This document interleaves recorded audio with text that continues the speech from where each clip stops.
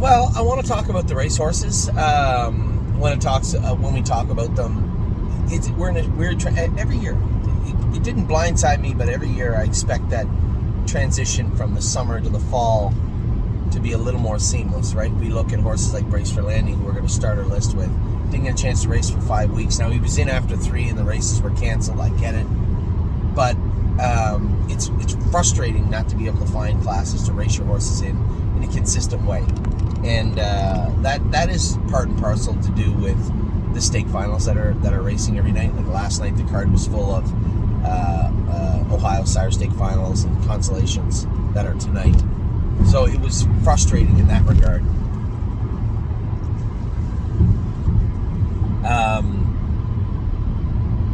And then you try to get horses in the meadows. You can't get in right now. It's hard to get in. There's 200 and some entries for Wednesday. We got 1 horse in. So it's a little frustrating, but after these stakes end, everything kind of, the sea kind of calms.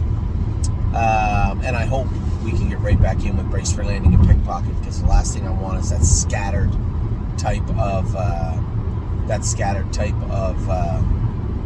racing. Now, the one thing I will say is that I did turn Memory and Imagination out for 2.5 weeks, 3 weeks or so, and I think some of the horses, I'm going to write this down and keep it at arm's length and keep it on my calendar, so that next year at this time of the year, maybe this is when we should give some of those horses 2-3 weeks that are not going to get in every week anyway. Give them a short time off and use those boxes that are being filled up as our opportunity to rest our horses. That's something we should look into next year. So we'll chalk that up under Live and Learn. Brace for Landing did race okay. 7th beat 2, whacked it out. Trotted 54-4 for a horse that won at 54-2 at Scioto, and then come back 5 weeks later and trot 54-4. That was just about as ready as we could have him. The other horses were just better on that day, but they won't be next week. Save America has been unbelievably good. The horse was very, very good the other day. Truly impressed with the way he has come into our barn. You always want to see. It's never always happens that way, right? You buy a horse as X. You hope that he stays or she stays at or around what you want them to be. Just be that horse. Sometimes they aren't, and it's frustrating, and then sometimes they're that much more, and that's where Save America is. Rock Shining Star also raced great. We'll talk about him in a minute, but Save America, I thought, and I think, is one of the better horses in Ohio right now, and looks very, very good right now. Spitfire Overseas, I went over that whole thing with somebody literally messaged me and said that they thought that Spitfire Overseas didn't do his best work in Ohio, and maybe he would race better at the Meadows or Ontario or even Northfield. So, which is fine. There's nothing wrong with giving your opinion. So here's my response to any critics of Spitfire Overseas. He's done his best work in Ohio. There's no doubting that. 5 of his 6 best miles in his life have come in Southern Ohio. If you're looking at speed, that's where it's been. The vast majority of his money has been made in Ohio. We are in Southern Ohio, is where the most lucrative purses outside of Yonkers are right now. And for him to be a competitive horse in this market just means this is exactly where he should be. To assume that any of our trainers are that much better or any better at all than any of our other trainers is simply incorrect. It's just not an accurate statement.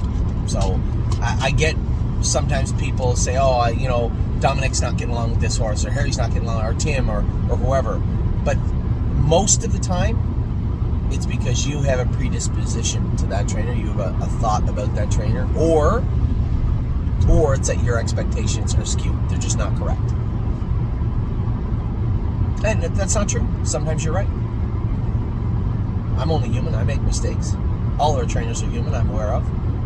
They make mistakes. But, to say that Spitfire isn't in a good place is just that. Well, put it this way, I don't need to say it's right or wrong. It's factually incorrect. That's just the way it is. And it's not the end of the world. I can tell you what I'm most happy about is that we have a nice trotter. Now, Stacy, I think so this is what happened with Spitfire the other day. Let me play it out for you. Spitfire Overseas, Stacy sent me her entry form for qualifiers, and it is clearly clicked with hobbles on the entry form of the qualifier that she entered the horse at in late September. For whatever reason, when they officially marked Spitfire Overseas qualifier from that week and the week before, they did so without hobbles. Now, two things are supposed to happen. Where is this at, Ollie? It's a gigantic Norwalk. It's nice. The paddock judge is supposed to chart the equipment properly. And quite frankly, Stacy, I guess, if you really want to be, I can assure you the same thing would have happened to me or anybody else. So now in Ohio, you can qualify on and off. You can take your horse on and off hobbles. Just click it when you enter. But once it's entered and it's in the program, that's what it has to race on. This is where the problem starts.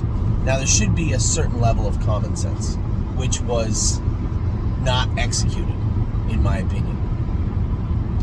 Spitfire Overseas was charted wrong in his qualifiers. He was charted as not having trotting hobbles on, which he absolutely did. Now, when they noticed the error in the program, the judges, the supposed error in the program, they called Stacy, called him off the track and told him to take the hobbles off. Now, did they have time to watch the video? No, I guess not. So in that regard, they were following the letter of the law. But then they fined Stacy for not having that. I got the screenshot on my phone right now on Standardbred Canada as Spitfire Overseas qualifying without hobbles on. Now, they've since watched the video and they know he did have hobbles on. This is important because when you go to enter your horse, it's automatically lined up the way it was the week before. So when you go to enter Spitfire Overseas to race, because they charted him without hobbles, you would have to click the box to put the hobbles on. Well, why would you need to click that box ever? Why would you notice it? Because the horse would never qualify without hobbles on. Stacy never noticed, entered the horse, just hit enter on the entry. The horse was entered. But because he was charted without hobbles, that box needed to be clicked, which it wasn't. Why would you think of doing that? I wouldn't have. Program came out. I saw the same program you did all night. I never noticed he was there without hobbles. Stacy never noticed. Now, I want to believe, to play devil's advocate, if anybody, myself, Stacy, or anybody else had noticed before the race and called the judges and said, hey, whoa, this horse may not be charted with hobbles, but this horse qualified with hobbles on and has them on tonight, has raced his entire life without them. To ask him to race without them would be insanity. One, you're defrauding the public because this horse had never gone a mile without hobbles in his life. So why don't we just do the right thing? Verify. We're getting off here, Rye Beach Road. Yep.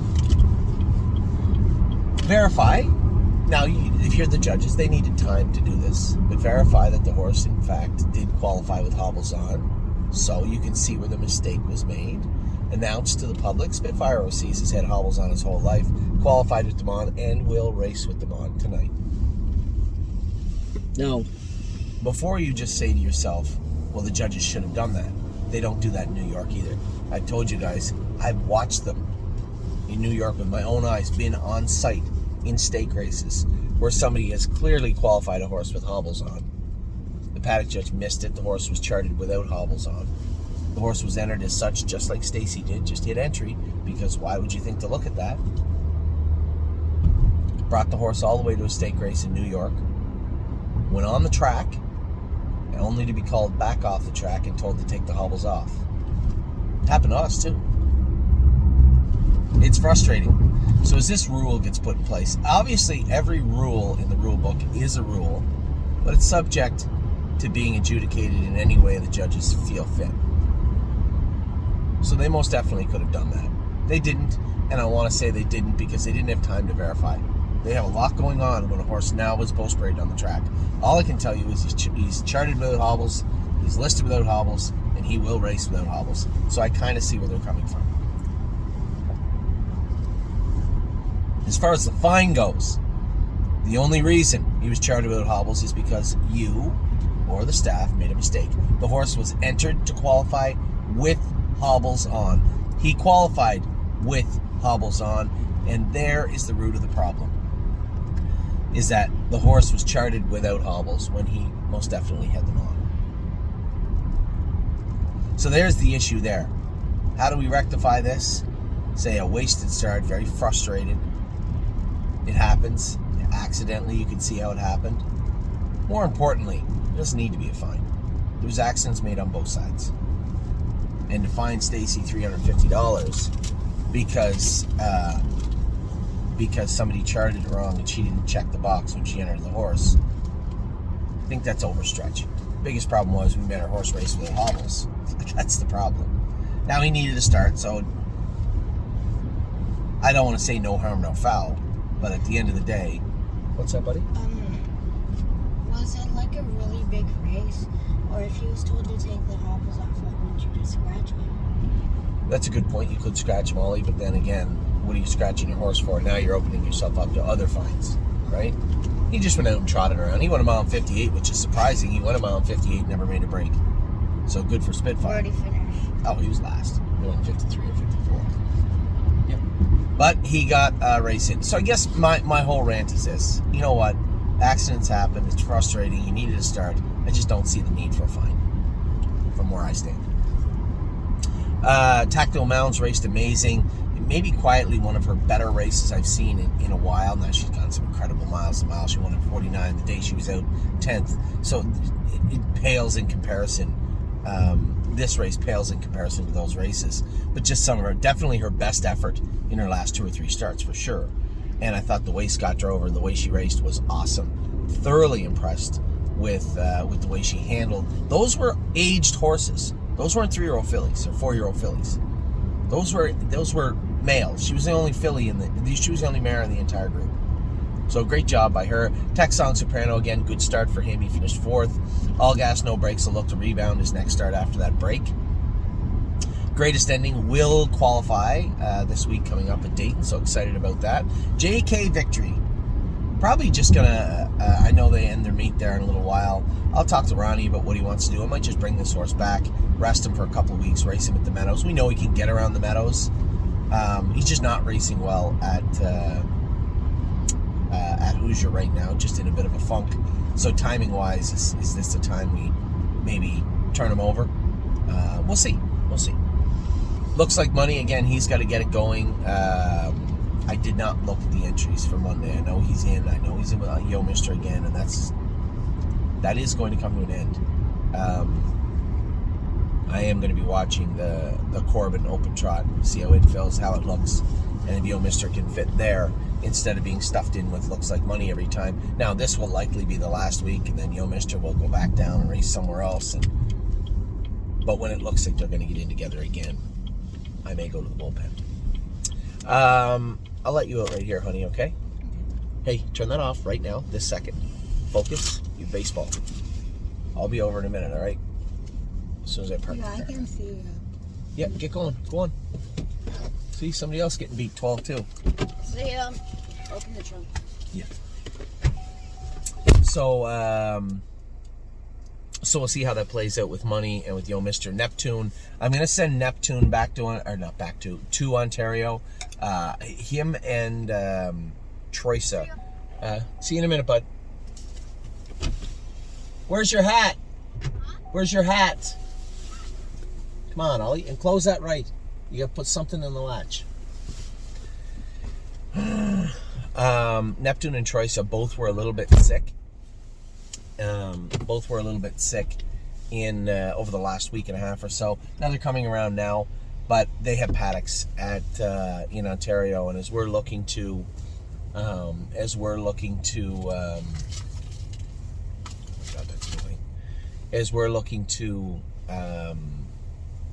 get our barn filled up in Ohio, we're always a little bit short in Ontario this time of year too. So I have to look and see. There's one of the coaches. I have to look and see where our horses are located, where they need to be located, where our staff is, what our staff is doing, where we're full and where we're empty. And to be honest, when it comes to Neptune and it comes to Troisa, it makes all the sense in the world to move those horses over to Ontario for a various amount of reasons. We can take those horses, put them in the paddock, and make sure they get out in the paddock and clean their head out every day before they jog, and quite frankly, after they jog if we want to. Get them acclimated. And that's exactly what we're planning on doing, and that is the biggest reason those horses will be heading over to Ontario. Serious Dragon will likely race at the Meadows this week. His class isn't going until a week from Tuesday. He fits in almost at 2,000, I believe, at the Meadows, so we'll send him back up to the Meadows to race this week. 3 Point Blue Chip. I'm going to drive 3 Point Blue Chip Wednesday afternoon. He drew the inside. If he wins this start, he too will be heading back to Ontario, which is also timely because we have a number of horses that fit that class in the Meadows. Give me 1 second here. I'm going to back up.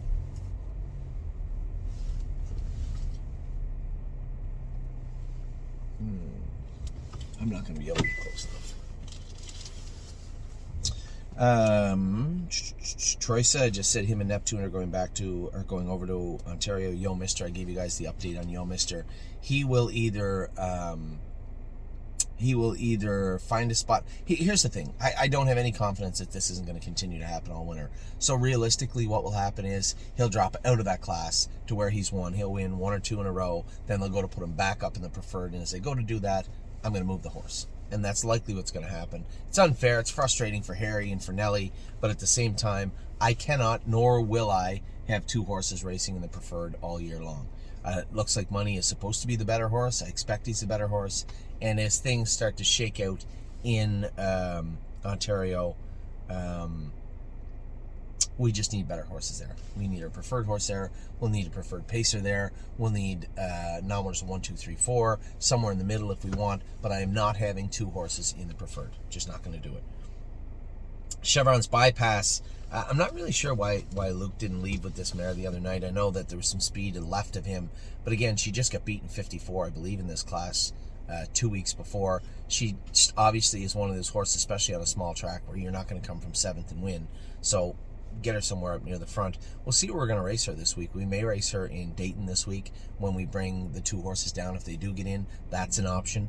But we'll see how it plays out. I'm not absolutely certain yet. But first things first, I think I'll be the one to drive her next week. Stay Close. Had in the Open. They might have called it whatever class you want. It was the Open last week. And we're not racing in the Open. So hopefully the numbers of 12,000 cleans out a little bit. The horse that won it, the horse that was second. Go. I think we can tangle with the rest of them in there. Tequila Talking at the 9-hole. Obviously, that's a tough one. That's a tough horse to beat up on, but it's just tough. That's a tough crew there right now, and we talked about this. I thought it'd be win, second, potentially sell. Now it's win, 7th. Let's see if he can go out and race good again one more time, and then we'll go from there. The horse did race good and finished up good. Those are just good horses. Delicious Stone DK has an issue with his epiglottis. The veterinarian, Dr. Grosenbacher in Ontario, and Natalie Cote, they thought they'd fixed it, but there's still some issue there that they're looking at. So Dr. Grosenbacher was going to have a very, very close look at his epiglottis this week. I think Tuesday morning he was going to do that. Trying to get this guy back going and back on the right track, and thought we had him there with those 2 races in Northfield, but then he started making noise. There was some entrapment in his epiglottis area, and they just need to fix it up and clean it up. I thought they had it done, but it appears they do not yet. And Patrick DePrana is back with Tim right now. He arrived yesterday. He is back. We'll jog him for a week, train him a couple of times, and get him in to go. So those are your race horses. I'm going to give you your 3-year-olds. I'm going to come back with the 3-year-olds in just a minute. Actually, I'm going to do it right now. I'll be right back with your 3-year-olds.